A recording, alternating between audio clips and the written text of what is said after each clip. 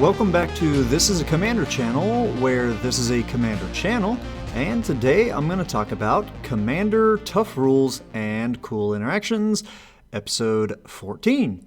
This episode is going to look at one of the newly spoiled cards from the upcoming Capenna set called Luxior Gianda's Gift, hopefully I pronounced that correctly, which is a 1-mana legendary artifact equipment that gives the equipped creature +1/+1 for each counter on it.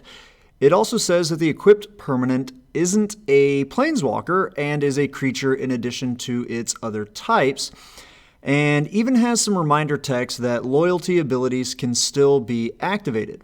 It has an equip cost of 3 generic, and also a equip Planeswalker cost of just 1 generic mana. So clearly this equipment is meant to have some cool interactions with Planeswalkers. You can animate them into a creature with a power toughness equal to their loyalty counters, but some interesting things to note about this. Once they become a creature type, this will also remove their Planeswalker type, and that has some extra impact on them other than just being able to attack and block now.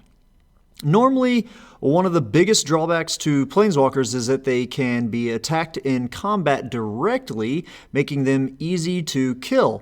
But when they lose their Planeswalker quality, they lose their intrinsic ability to be attacked, which is in the comprehensive rules 306.6.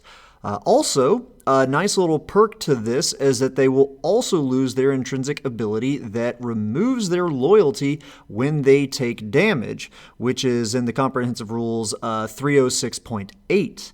So if you attack with your 5/5 Teferi Time Raveler and you get blocked by a 4/4 creature, your Teferi will take 4 combat damage and still keep all 5 of his loyalty counters on him. He won't lose 4. This will also apply to non-combat damage as well.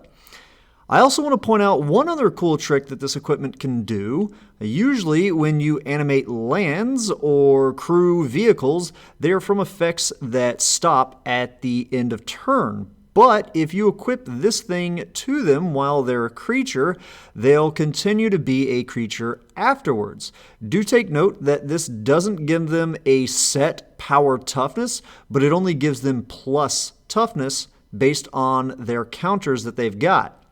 So make sure you've got a way to keep the now nearly permanent creature from having 0 toughness during the end step and turns after that. It's not so handy for lands unless you're in something like maybe an Obun Moldiah Ancestor deck that has the ability to easily animate the lands and also get the counters onto the lands.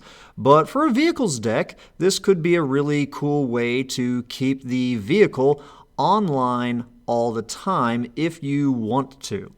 That's all I've got for today. This is a nice, quick, and easy episode that I'm going to try to get some more out soon based on some of the new cards from this Capenna set.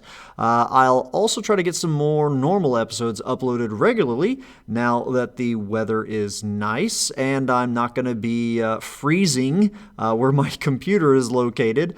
I record this out of my virtual reality arcade, and I'm next to some giant windows, and it gets really cold next to these windows at night, and so I normally have to have a heater on when I'm next to these windows to keep me warm, and that heater kind of messes with the audio when recording these videos. So I have to turn that thing off, and then my teeth start chattering and I start shaking, and that's not good for, for making these videos. So yeah, hopefully we'll get some more of these out now that we're getting some nice weather. So I hope you guys did enjoy this episode and maybe learned something. Hope you have a good one.